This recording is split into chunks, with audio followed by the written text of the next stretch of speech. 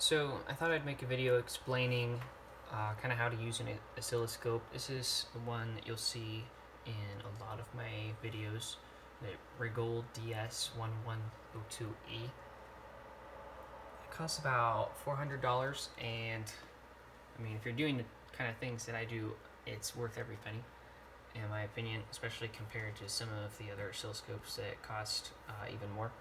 So yeah, there's a lot of buttons and stuff, but we'll go over really the basics, I guess. So the first thing to understand about an oscilloscope is what it does. So oscillo, or comes from the word oscillate, like a waveform oscillating, like a sine wave or something.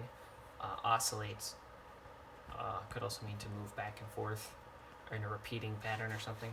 And then scope, it kind of lets you see into the world of electronics. So this is a 2-channel oscilloscope, which means that it'll show you you can connect up to 2 different places on a circuit at once and watch them on the screen independently. And I don't think I'll be showing the second channel beside the first one, but what you do is you can turn on the second channel by pushing channel 2 once, and then if you press channel 2, it'll turn off. So now the way these work is whenever you have them both on and you click on the other one, you see this menu up here, it says channel 1. If I click on channel 1, it doesn't turn channel 1 off, it switches to channel 1 in the settings. If I click on it again, then it'll turn off.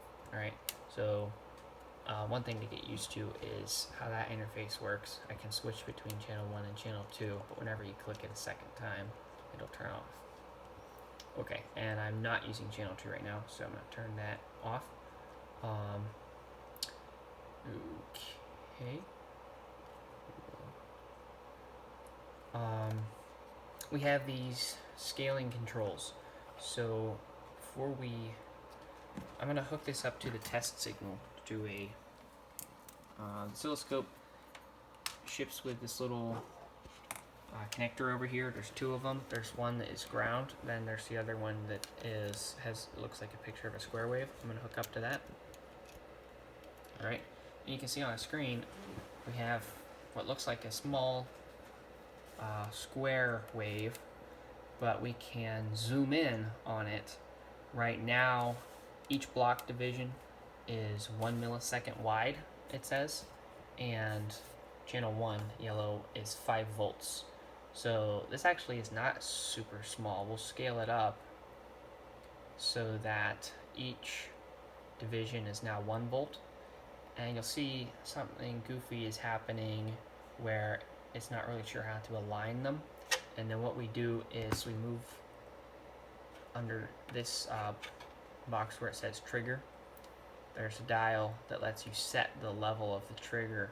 You can see I had the trigger all the way down at the bottom underneath the waveform where it wasn't touching it, but usually you want the trigger to cross through the center of the waveform. On a square wave it can really hit anywhere, but that's good. We can see that. We can also adjust the time scale. So right now it's 1 millisecond per block, and it's kind of hard to see what's going on, so I'm going to zoom in. I can zoom out and zoom in under the horizontal section, and now we can actually count on the screen how quickly this square wave is oscillating. So let's do that. It says the time per block is 100 microseconds. US is microseconds. So how many blocks is it wide? 1, 2, 3, 4, 5, 6. So that's 600 microseconds. And if you want to do hold on a second, let me grab my grab my calculator. 600 e to the negative 6 microseconds is 6/10,000 a second, or 1,1600, basically 1.7 kilohertz is what we're looking at. Now, actually, 1, 2, 3, 4, 1, 2, 3. Oh, goofy me. I counted wrong. It's actually 5. Ha. Okay. So it's actually 500 microseconds, which would come out to be 2 kilohertz, except this is only, for a square wave, this is only half of the waveform if we zoom out. Usually frequency is counted for an entire cycle, so in this case it's not the width between these two, it's going to be twice that. It's going to be from basically where the thing that repeats. If we start up here and then we end back down here and then we go back up, we're back to where we started, so that's how we know it's been a whole cycle. It's 10, well, now it's 5 blocks because I zoomed in, but it would be 10 blocks if you were to go from this line to the center. That's 5 from this line here, that's 10. And 10 times 100 microseconds is 1 millisecond, and that's 1 kilohertz. Now, I have my calculator, but this is a nice oscilloscope. You don't have to have your calculator. As long as it's a decent waveform, it will actually tell you. Now, when you first are using this oscilloscope, it probably won't have those things because those will be off. If you go to the measure button here, the measure menu, you can see there's a few different options. I had, under the time option, frequency. That's nice. And there's 1 kilohertz test frequency.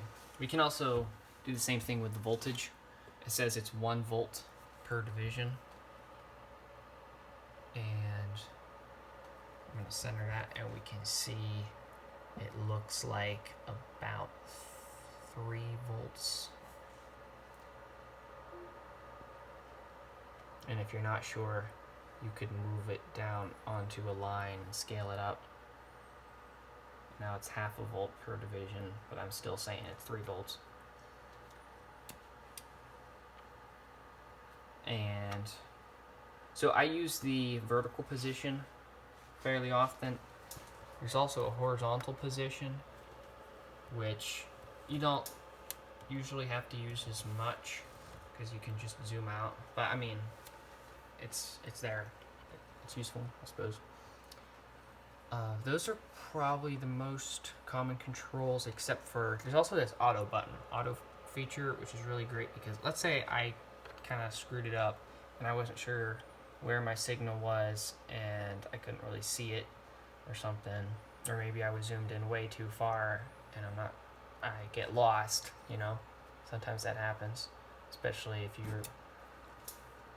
aren't familiar with the signal you're looking at yet. You hit the auto button and it scales it up real nice, and then from there I can make gradual adjustments, so that's really helpful. I would say those are the most important features of using this particular oscilloscope. It is feature packed, and I'll probably be making more videos about this as I make discoveries about it, or as I think of particularly interesting use cases. Those are the basics of this guy. I'd be interested to hear what other oscilloscopes people are using. Other than that, if you have any questions, leave them in the comments. And thanks for watching. See you next time.